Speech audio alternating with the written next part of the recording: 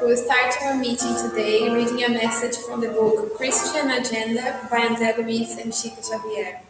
If you so desire. If you desire to become in effect a Christian, then by losing you will win in the human battle. By yielding you will obtain the resources you need. By working you will attain your own happiness. By forgiving you will edify those around you. By liberating, you will conquest others. By enduring, you will withstand the storm. By renouncing, you will gain immortal treasures. By blessing, you will save many. By suffering, you will receive more light. By sacrificing yourself, you will find peace. By hard work, you will purify yourself. By loving, you will always illuminate.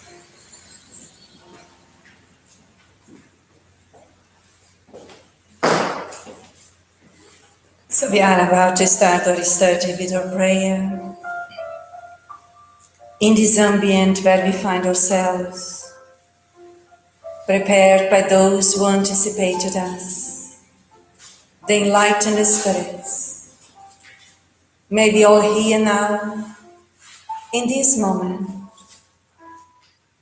relax our minds and hearts, as learners as we all are, and give thanks to the Creator for these unique and special moments in our life. Moments of study, of reflection, of self-knowledge, understanding who we are as immortal beings, what we are doing on earth, or those who may be coming back to earth. The objective for all of us is to evolve spiritually, as essentially beings of light and love, which we all are. May Jesus, our Master and Guide, bless us all with His light, love.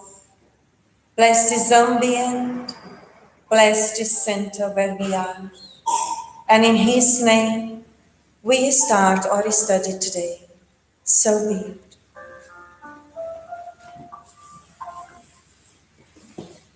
So let's carry on our studies where we finished last week. May you all feel welcome that we carry on the studies as immortal beings as we are, and we are reflecting for a couple of weeks as our study is a continuation of the question in the Spirit's book. The Spirit's book is one of the books referring to Spiritism, understanding that Spiritism is a science which deals with the nature, with the origin, nature, and destiny of the spirits and their interaction with the corporeal world.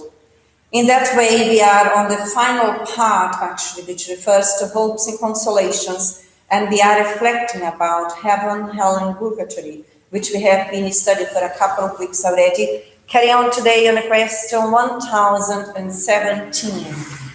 We read the question, we go back exploring together as we are all learners. So the question 1017 says, some spirits have said that they inhabit the fourth, the fifth heaven, etc. What is meant by this? We just go through and read it because this is where we finished last week, just for us to situate our minds. And then the enlightened beings regarding the question say, you ask them which heaven they inhabit, because you have the idea of many superimposed heavens, resembling the stories of a house. Thus, they merely responded according to your own language. However, for them, the words fourth or fifth heaven express different degrees of purification and consequently of happiness. It is the same when a spirit is asked if it is in hell. If it is unhappy, it will say yes, because for it hell is synonymous with suffering, although it knows very well that it is not a furnace. A pagan spirit would respond that it is in the Tartarus. So as we reflected last week, hell, heaven, or purgatory, they are states of minds which are transitory in the evolution of the spirit within relation to the natural laws of life. So now carry on with the words of Allan Kardec, which says, the same applies to other analogous expressions, such as the city of flowers, the city of the elect, the first, second, and third sphere, etc., which are no more than allegories employed by certain spirits, whether as figures of speech, whether from ignorance of the reality of things, or whether from ignorance of the simplest scientific concepts. And carries on Allan Kardec. According to the form and narrow idea of the fixed places of punishment and reward, and especially according to the opinion that the earth was the center of the universe, and that the sky formed a vault in which there was a region of stars, heaven was placed up above and hell down below. Hence the expression, to ascend into heaven, to be in highest heaven, and to be cast down into hell, etc. Now, that science has demonstrated that the earth is no more than one of the smallest worlds among so many millions of others, which gives it no special importance, that it has traced the earth formation and described its constitution, that it has proven that space is infinite in such a way that there is neither up nor down in the universe. It has become necessary to reject placing heaven above the clouds and hell in the lower regions. So let's explore that part where we carry on today on the question 1017 regarding hell, heaven, and purgatory. As we read, what do we understand? What would be our input according to what we read about the comments of Allan Kardec? In our own words, what would we say? What is that about? How could we bring our own words, our own understanding, and also cooperating with these reflections as students, as we all are? Any idea?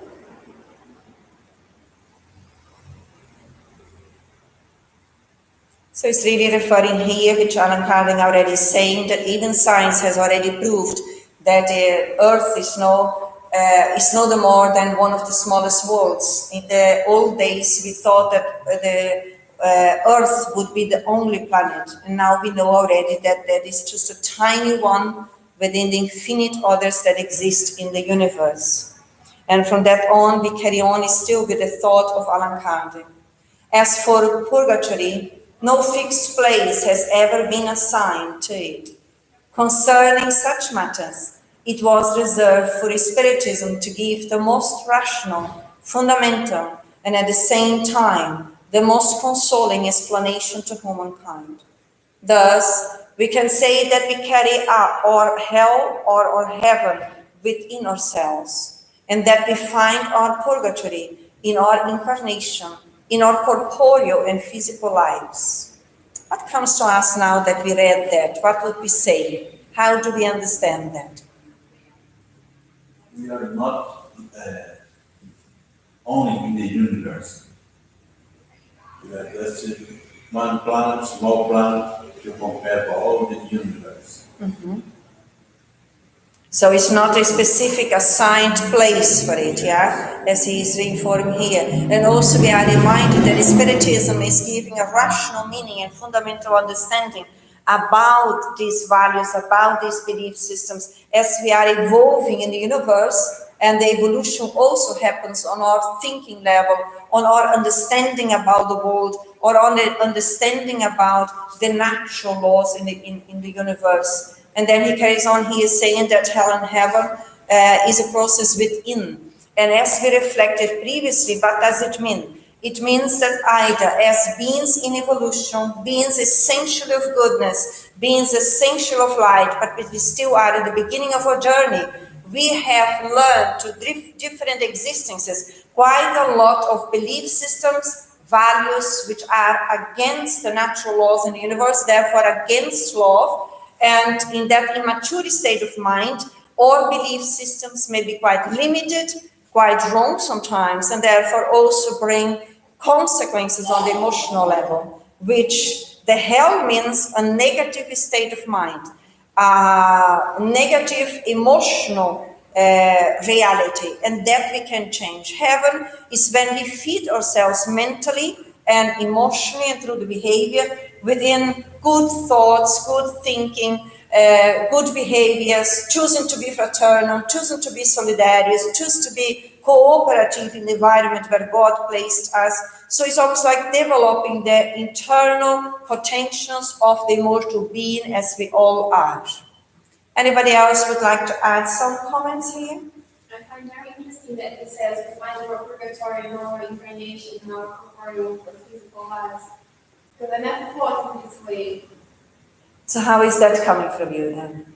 Because, today I was listening to a speech, and then Arthur said that Earth is a product of trial and expiations because we need trial and expiations. I associated it now to purgatory as Earth being a place where we come here to redeem ourselves. Yes, it's almost like to expiate our negative defaults, let's say, so that we, in contact with the old systems, we can choose to interact in a new way. And in that way, we are developing our free will, we are developing the faculty of responsibility. And in that way, we are freeing ourselves from this negative, limited state of mind, even when we are on Earth. It's not because we are on Earth and it is a planet of trials and expiations that necessarily we need to keep on in the negativity. There is an option that each spirit chooses for itself. Anything else? Then I will move on to question 1018, which says, in what sense should we understand the words of Christ, my kingdom is not of this world? That is a good question.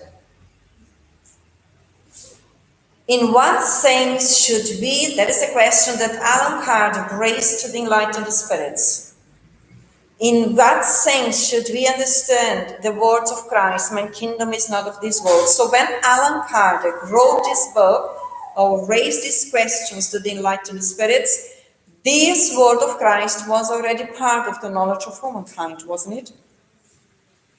So what is the question about?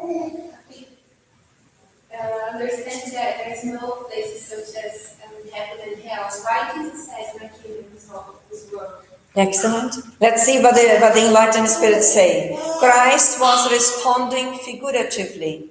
He wanted to say that the only reigned over pure and unselfish hearts. He is in every place where love and goodness rule. However, humans greedily for the things of this world are attached to the things of earth and not to him. What comes to our minds now? If you take the first phrase, which is very short, Christ was responding figuratively. What do we understand about that? How is that coming to us? What do the Enlightened Spirits mean by it?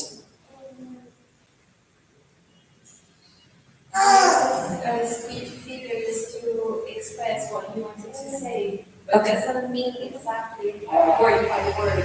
Okay. Good. So if you go back to the question then, what do we understand today about kingdom? I think that if we explore the words, what can we understand about kingdom and world? Because he also said that the kingdom of God is something that is in our hearts. But I think you need to read everything, not just one phrase, to understand the whole. Yes? Yes. So the kingdom is not referring to the word kingdom as we on earth understand it. Yes? Do we have the kingdom on earth amongst people, amongst incarnate beings? Yes, we do. This is the main reason between lines why Allan Kardec asked, because he's helping us to wake up or to move beyond the physical understanding, yes? So, he wanted to say that he only reigned over pure and unselfish hearts. So how is that related to kingdom? Or what is that referring to kingdom? It's not of this world. So from the materialistic perspective, kingdom is a reference referring to? A territory, whether it's a king who rules Precisely. It's a physical place where it's a king who rules. And what is now here Jesus teaching, or what are the Enlightened Spirits teaching? What differs? Would that be the virtues revealed within? Precisely, because it says he wanted to say that only reigned over pure and unselfish hearts. He is in every place where love and goodness rule. However, humans greedily for the things of this world. So my kingdom is not of this world. Now, how could we summarize it? How could we translate the teachings of the Enlightened Spirits according to our understanding at present? Of course, our understanding also evolved throughout time. You need to put yourself above matter. Precisely. Yes. Choose to understand that partly from the spiritual perspective or from our essence, we are immortal beings, we are spirits who temporarily are in the physical body, temporarily interacting with the material things, but we cannot take anything. The reason is why we are in contact with matter is for us to learn to spiritualize ourselves as we are in contact. But the major kingdom is the kingdom of goodness, of love that we develop within ourselves. Anything to add, Andrea? Then we move on. Now on the question 1019. Will the kingdom of the good ever be realized on earth? What is this question about now? As Allan Kardec extends the question to help us.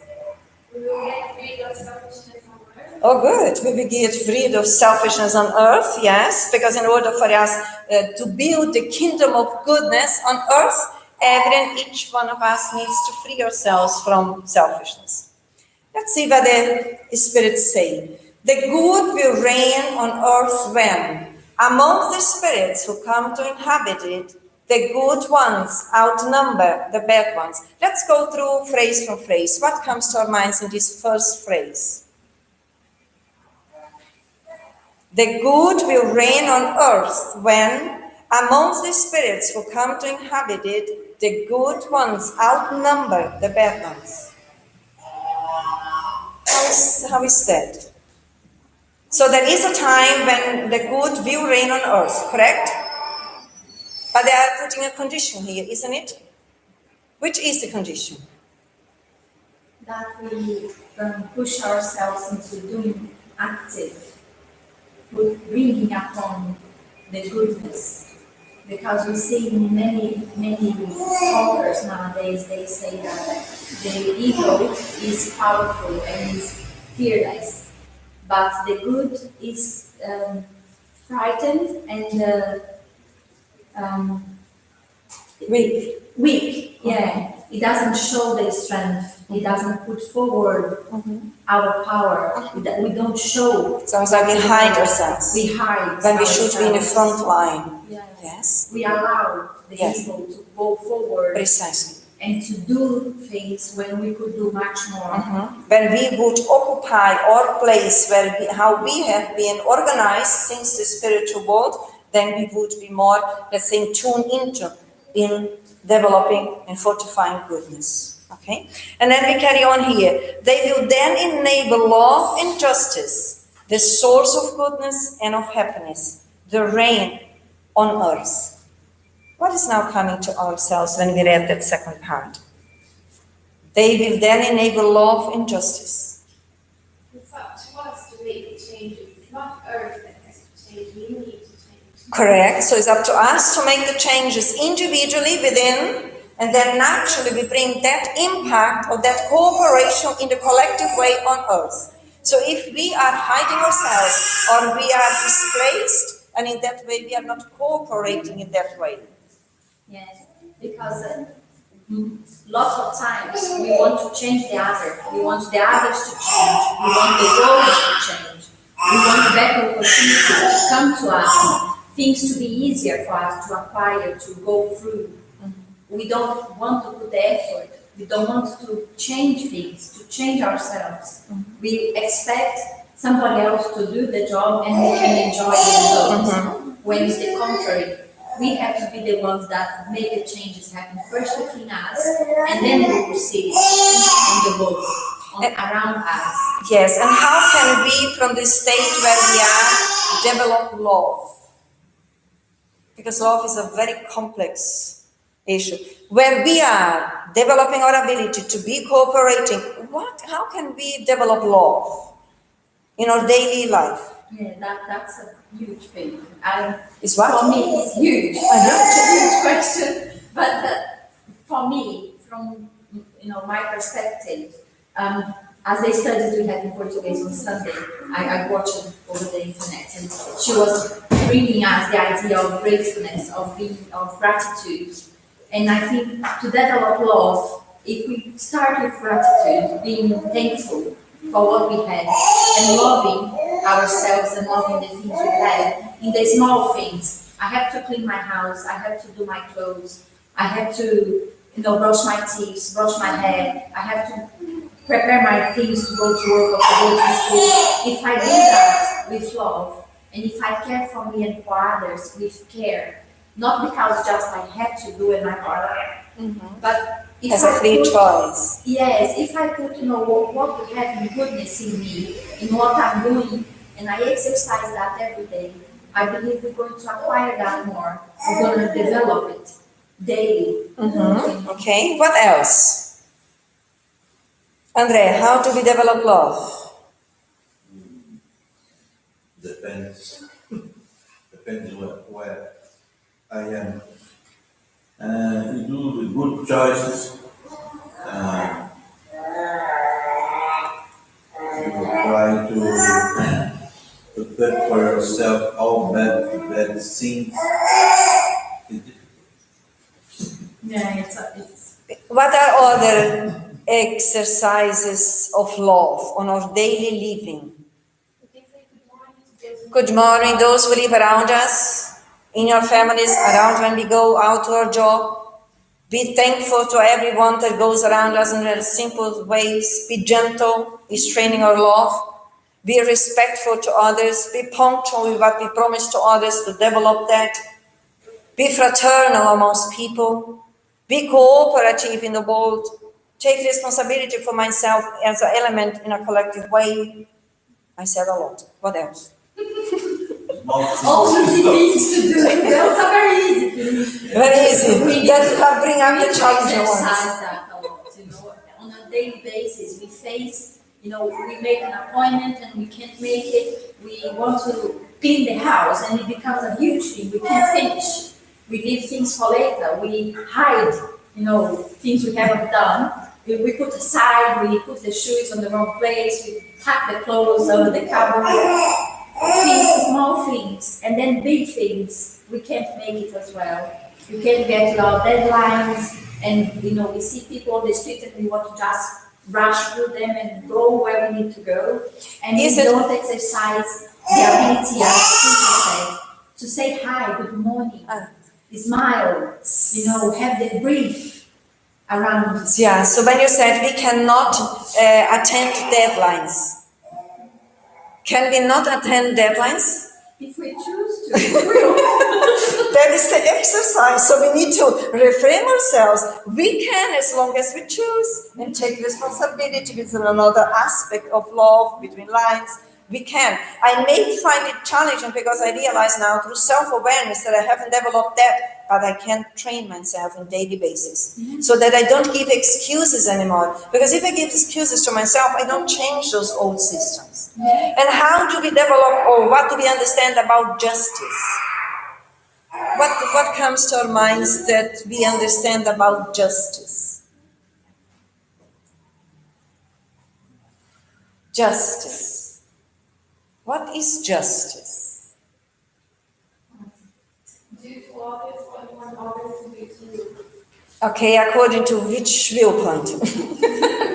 Couldn't I be a very selfish person and think in a way? Couldn't I be connected to be a very egocentric person? Would I have not different viewpoints? Now, following what you said, let's imagine we are departing from the self level onwards. How would that be on practical level? For someone who is selfish. Now, practice justice. For someone who's selfish, how would that work? Do to others what you would them to do to you.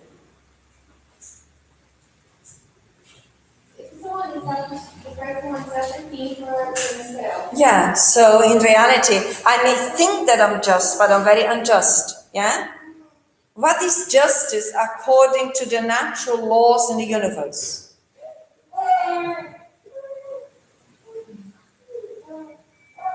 Is it different than justice from the humankind? In general? In general, because there are exceptions. So justice from the natural laws in life, meaning from God's laws, means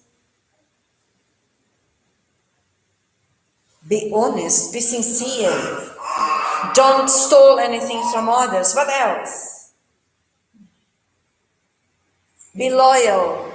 What else? Give to others what belongs to others. Don't take it. And lie to yourself. I'm just taking it because no one is looking at me. From a spiritual perspective, there are always people watching us. Those who are in front of us and those who are beyond us. Yeah, those virtues, I believe that, in my case, they are still quite far away. So it's huge steps. I have to make the small ones and make myself aware more and more every day of all of this, the honesty, the kindness, the charity, the understanding. Like you had the study the other day where he was saying, like, if I find money on the street, what do I do with it? There's nobody there, so I don't know who it belongs to. I cannot ask someone. And then, just take it. It's there, but it's not mine. No, it's so not. I bring it to somewhere, to a charity or to someone who's going to do that, or other people. And then I thought, oh my gosh, am I going to get to that? Because on a daily basis, on my needs and things, if I ask, help me somehow, please, from upstairs, do something. And if I'm needing money and I find money, I will believe that was for me.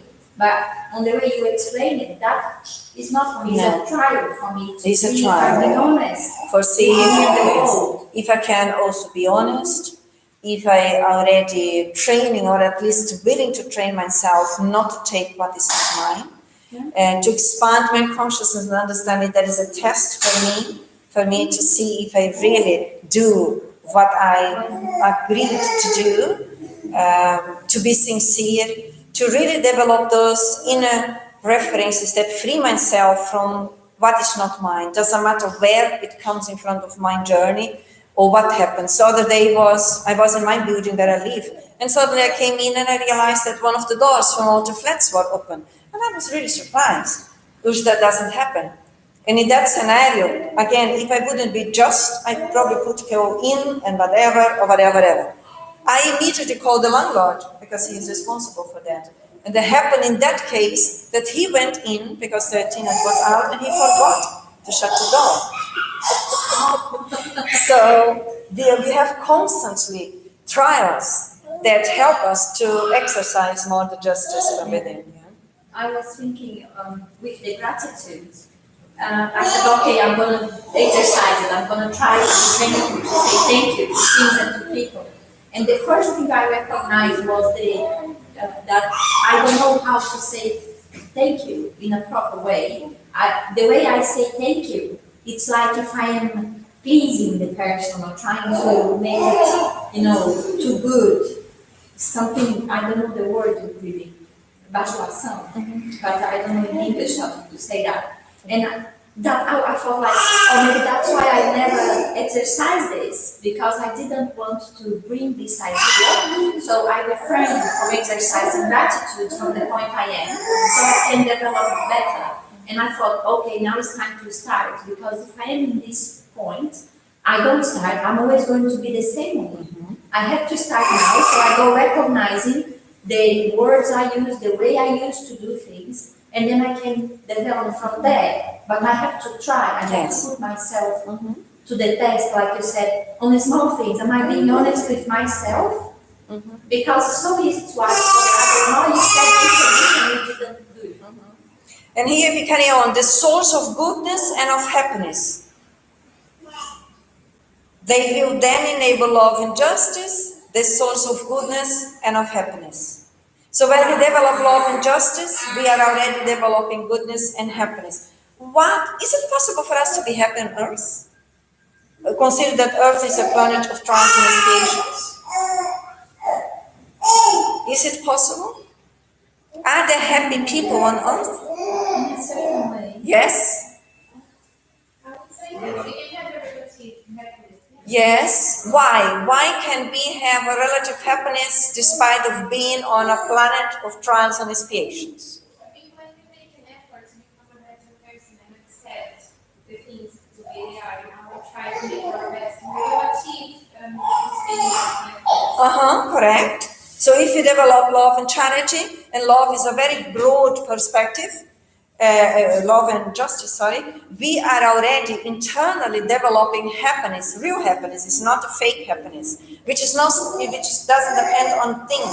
It depends on choosing the right movements, mentally, emotionally, the way that we talk in relation to our daily experiences. I think that as love may be a big step for me, developing faith towards love and justice, then it will come to term, because when I think of justice, for me it's so not understandable yet, that I think I must have faith that things are just. God is just, and whatever happens, happens for a good reason. There is a good coming out of it. Because from my perspective, many things wouldn't be. But what do I know? I only see very little. And with my understanding, it even smaller. So I have to develop my faith and exercise it, and exercise this love I know now, like for the people I live with, for the ones around me, because the more I'm trying to reinforce that, and even when I don't want to do something, I put my best to do it, then at time I will be able to understand more the justice and the love as a true thing. Okay. Then the spirits carry on. This is St. Louis who is teaching us here. It is through moral progress and the practice of the laws of God that humans will attract good spirits to the earth and repel the bad ones.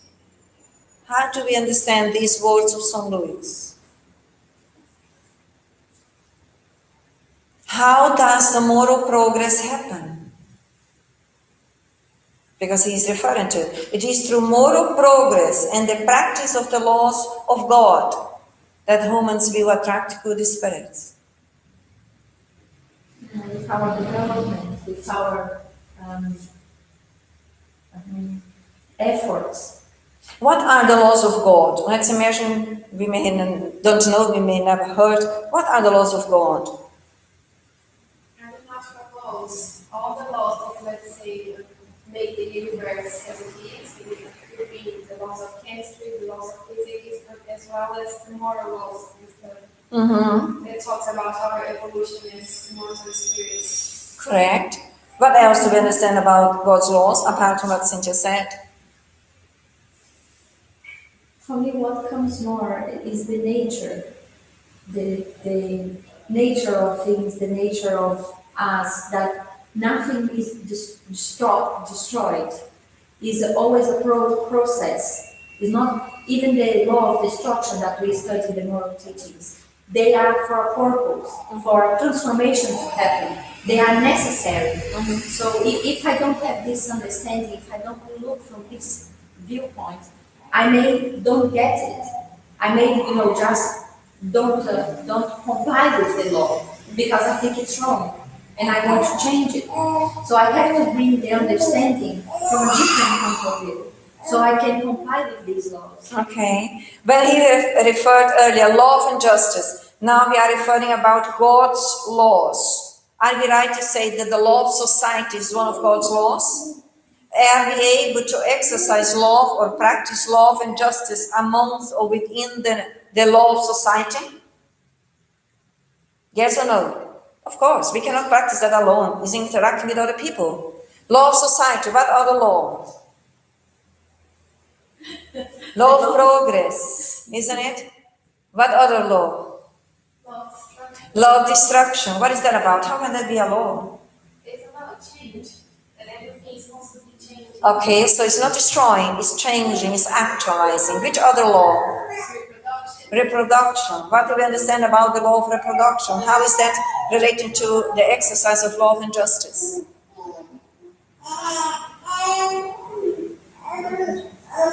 Law of work. Sorry? Law of work. The law of work? So the law of reproduction in relation for us to learn to love each other, isn't it? To also to learn to develop the law of justice, whatever the other does, but we learn to do goodness, as I said here previously. We came back to develop happiness within in trying to be good and do good. Correct? So we are in that layer. And then it carries on towards the end. However, the bad ones will only leave after humans have banished pride and selfishness. I would ask with those who may be studying with us, what do we understand about good spirits and bad spirits? Because the question is referring to it, isn't it? So what are good spirits? What do we understand about good and bad spirits? Are we good or bad spirits?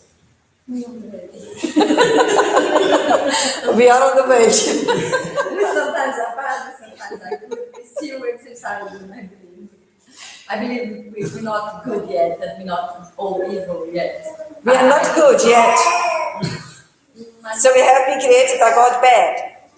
So we are good in essence. In essence, we are good. But we still bring a lot of negative, bad tendencies. Because essentially we have been created by God with love, and we are essentially beings of love and goodness and light. But we bring negative habits, imperfect habits, shadows, imperfections, correct? So bad spirits means that are beings in evolution, including ourselves, that we are still in the learning process, let's say more engulfed or surrounded by our own shadows, limitations in relation to the real values in life, or in relation to the real potentials that we all bring since our creation, which are the virtues. Okay? But we are on the way, as you said. I believe that the more we study, not just the physical study, the moral study, but the more we push ourselves into living what we're learning and going with the laws that we at least the ones who know and we can understand, the more we comply ourselves on this and enforce every day, so develop the virtues more and more, then we're learning and we're facing our shadows and our tests, and we can overcome them. Mm-hmm. And as we do this, we kind of clean ourselves. We change, we actualize. Yes. As more as we choose to be good, as more as we referred previously, learn to forgive, learn to be kind, learn to be respectful, learn to be responsible. All of those learnings on the virtual level are the learnings to develop the real values. And as more as we focus in training ourselves on a daily basis, naturally we are weakening the old habits or imperfections. We are perfecting our imperfections, if that makes sense. Are we okay up to here? Okay, now we carry on then still with St. Louis, who carry on helping us here. We go through gradually, easily. The transformation of mankind has been predicted, and the time has come for all progressive individuals to hasten it. How is that first phrase coming to us? What is St. Louis saying to us? It's St. Louis. It's not even easy.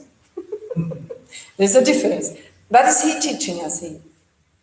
I think it's, for me, it comes to focus on now, on what I can do now, on how I am now, and what I can go from here. Because if I keep looking to my past or to the tendencies I bring, and I keep giving in, that's where I am.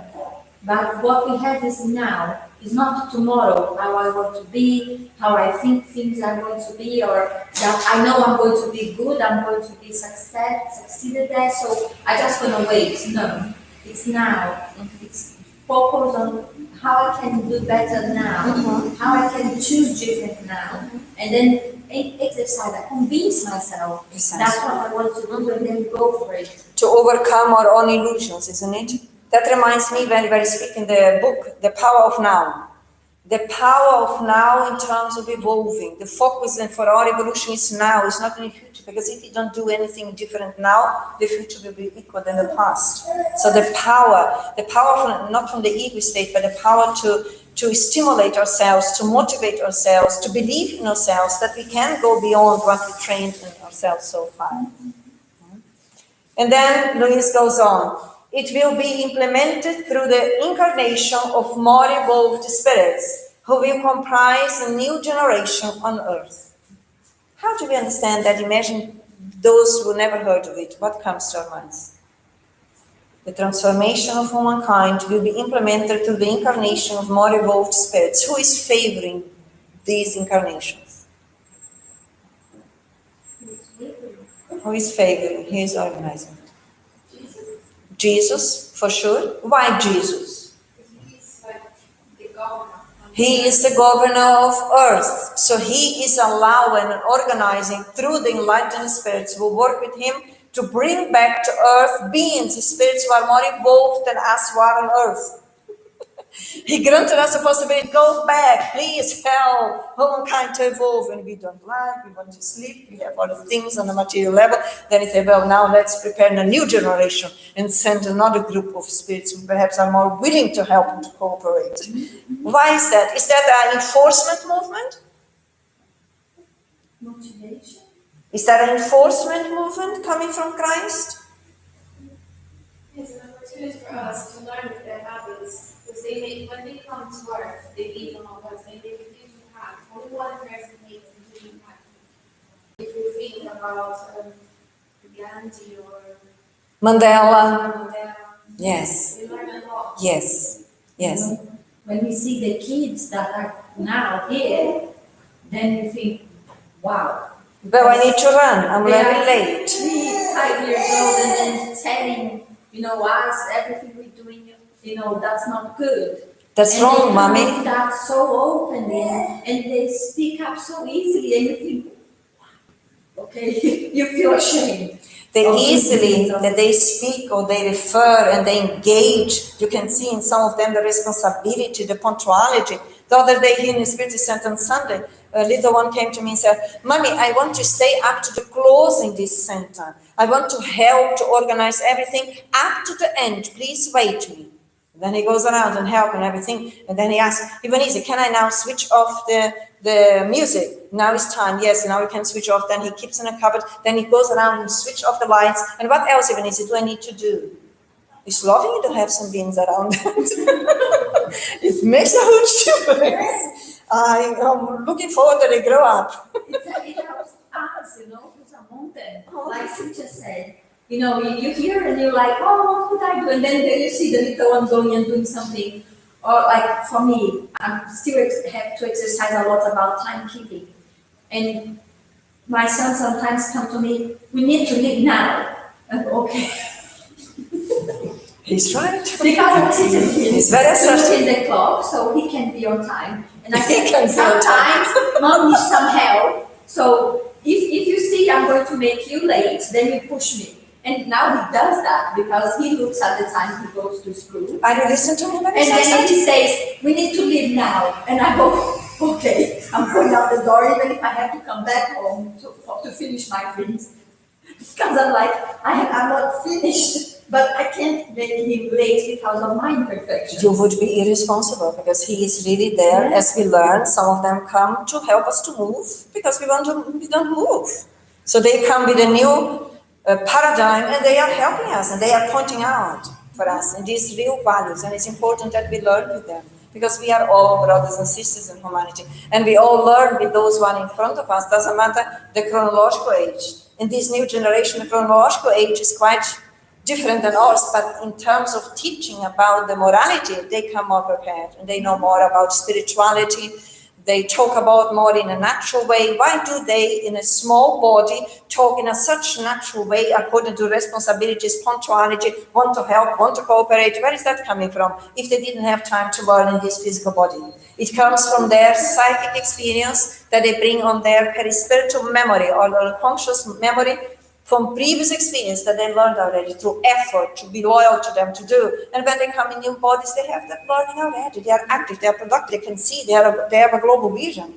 We look at that. What did you see? No, I didn't. And they see these, they look it out. They have a global vision already. Yes. I saw yesterday again a video of a little girl. I've seen it before, and yesterday it came back to me. I thought, okay, I need to keep this fresh. That she just found out that meat are made from. So she discovered that it's from animals, and that the fish and the things she eats is live beings that die so they can have. And the way she puts it, it makes you think, oh my gosh, how could we do this from the beginning? How can I do this? Because it's so simple for these It's spirits. very stimulating for us who haven't developed those habits, because they are teaching us. And again, it's not because they have been created in that way. We are all created simple and ignorant. Those who know, they exercise, they put the effort into, they train themselves, they learn to be loyal, they change the habits over and over again, because we don't consolidate new habits just exercising them once. Imagine, I'm a being who eats meat for centuries, and then suddenly I start my process of changing as a free choice. But it's not because the first time that I eat broccoli that I may like broccoli. Luis knows that. He rejected it. But if I carry on explaining to me and carry on exercising and reflect about the pros and cons as a mortal being, not as a physical body, that habits has just been created. I haven't been created with those habits. I can change and actualize. Then over and over again, in choosing as a free choice, then we create new habits. And then it becomes natural. Then for us, we say, oh my God, how can the child don't like a piece of stick? And the child says, no, living beings, we ought to love them. Yeah? This is what the little ones say these days.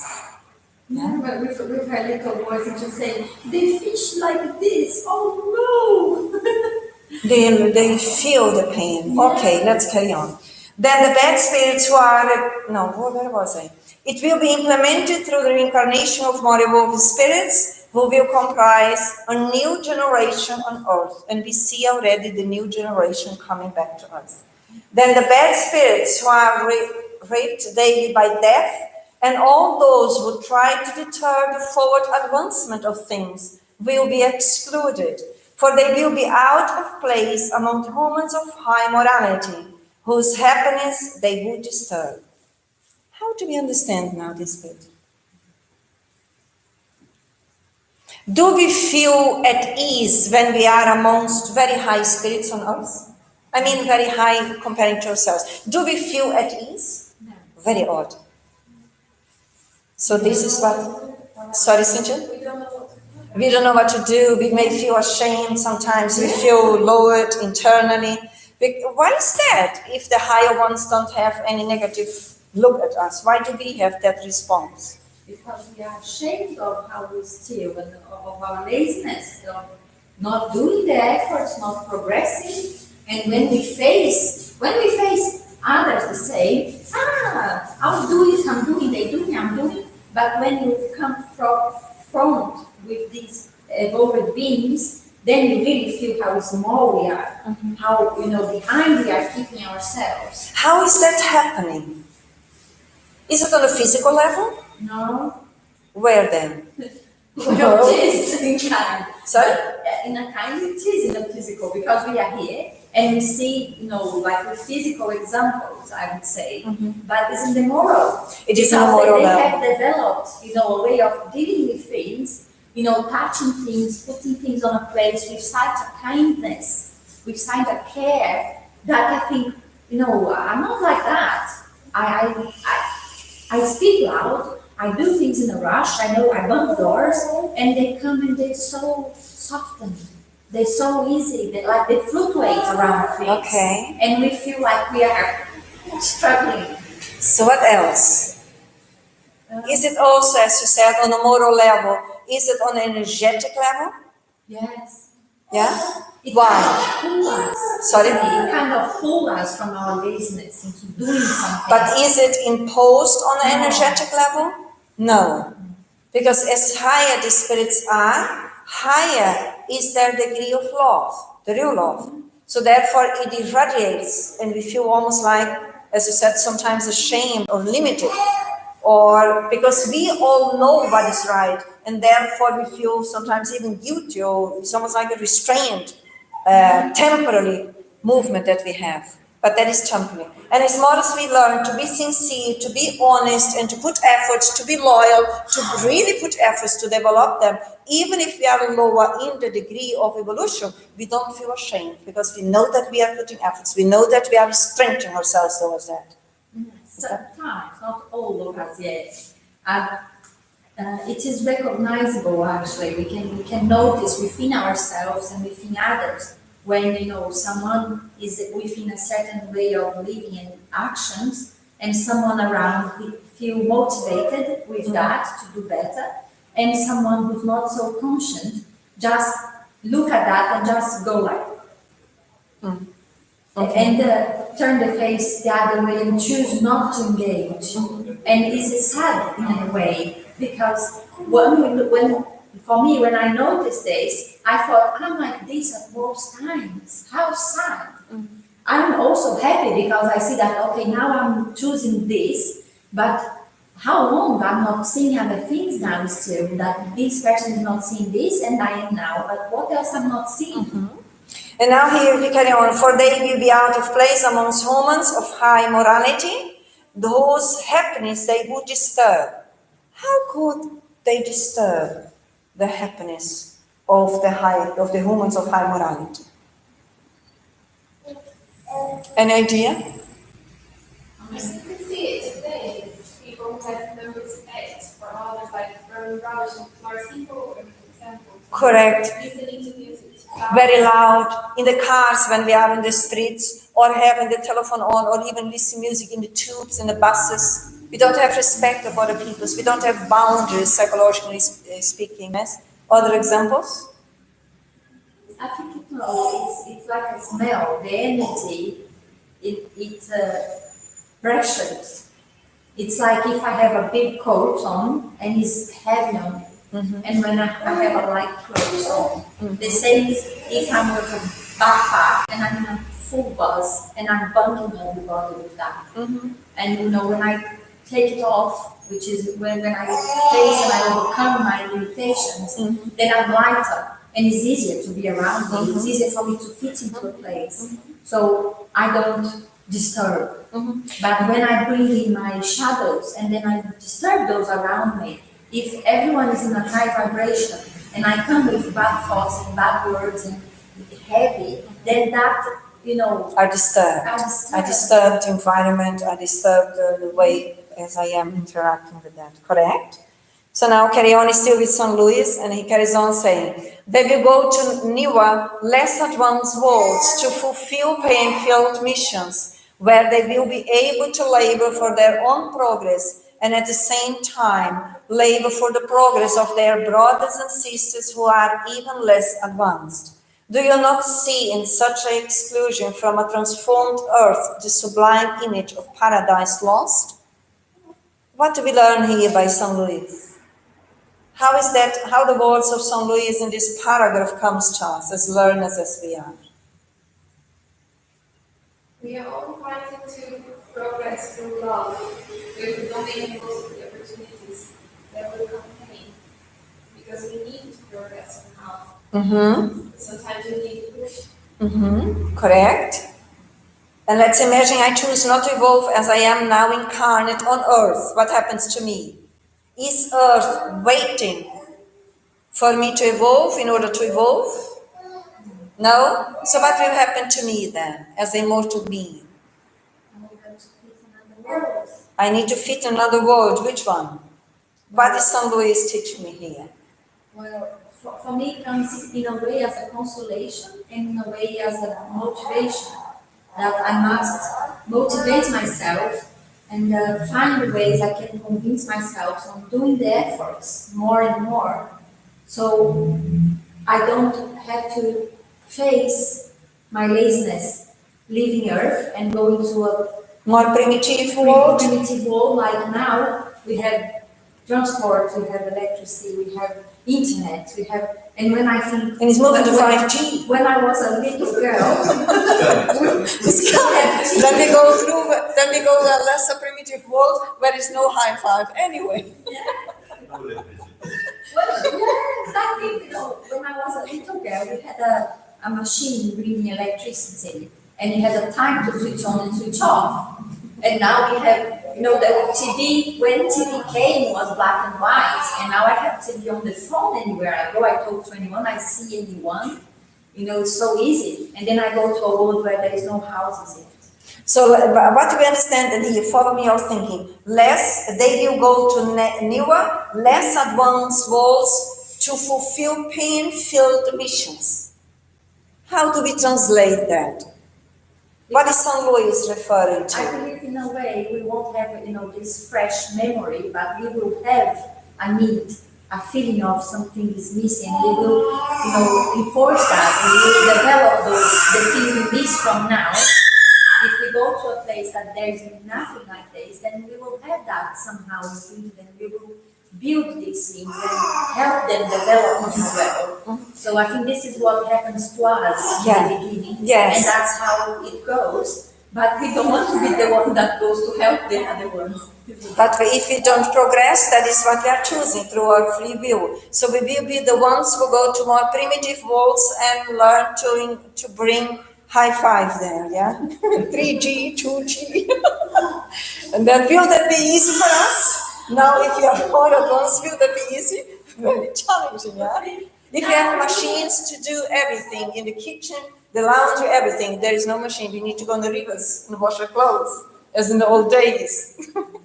But the beauty is that even when we don't regress, that is very important to understand from a spiritual perspective, we don't regress, we may stay stationary. When we go there and go through the experiences, we are evolving. We are learning what we haven't learned here because we are there to help others, and helping others, we are helping ourselves. So it's not a punishment. It's a way for us to reflect and re-edit our own destiny, our own history.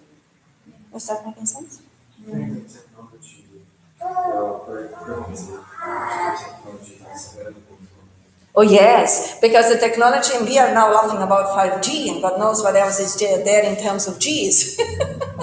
But it's almost like the rough level of technology that is available in the spiritual world. As more as advanced the technology on earth, that is already the consequence what is available in terms of sophistication and systems that gradually we, the spirits, become reincarnated, who already bring that knowledge, they advance the systems on earth for us. In the sense that they haven't developed emotion and they're just mentally developed.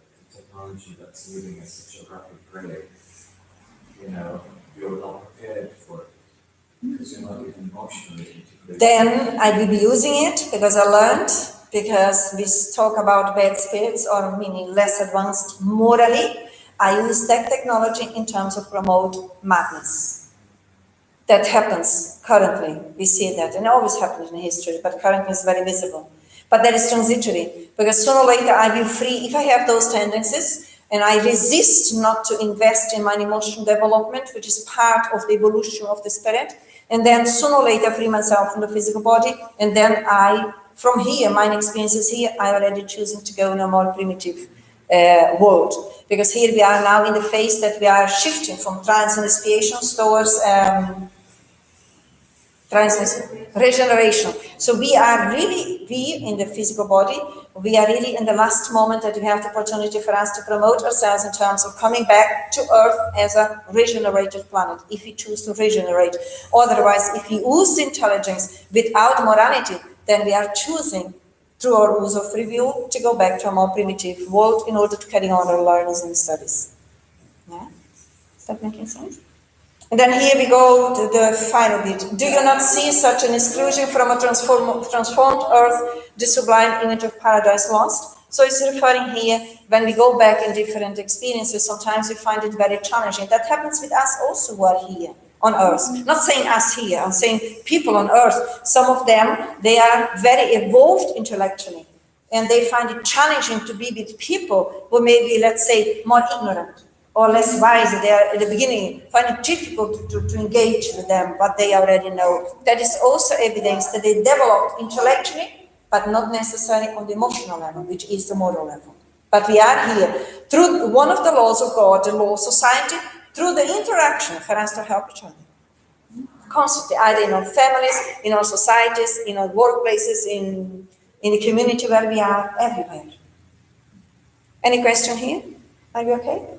So in that way, we are coming to the end today of our studies. And as always, we finish and close it with our final prayer in these final moments of this meeting of beings on love and light, which we all are. May we all observe ourselves, embrace ourselves in this tender movement which we are in right now, in these fluids of light, of peace and love, understanding that we are all on the journey of evolution as essentially beings of love, that we all are learning to really love according to God's laws. And in this moment that we are coming to the end of our studies today, which has been prepared by the enlightened spirits who are anticipating us, let's express our gratitude sincerely from our hearts towards God, our Creator, the Creator of everything and everyone in the universe. Our gratitude towards Jesus, our Master and Guide, and our gratitude towards the enlightened spirits who anticipated us, who have been with us, who are guiding and inspiring every and each one of us. As brothers and sisters in humanity, let's go forward, trusting and believing in ourselves as immortal learners who are constantly offered the possibilities to renew ourselves, to motivate ourselves, and to act according to the law of love in the universe. And with the blessings of Jesus, we finish our meeting today. So be it.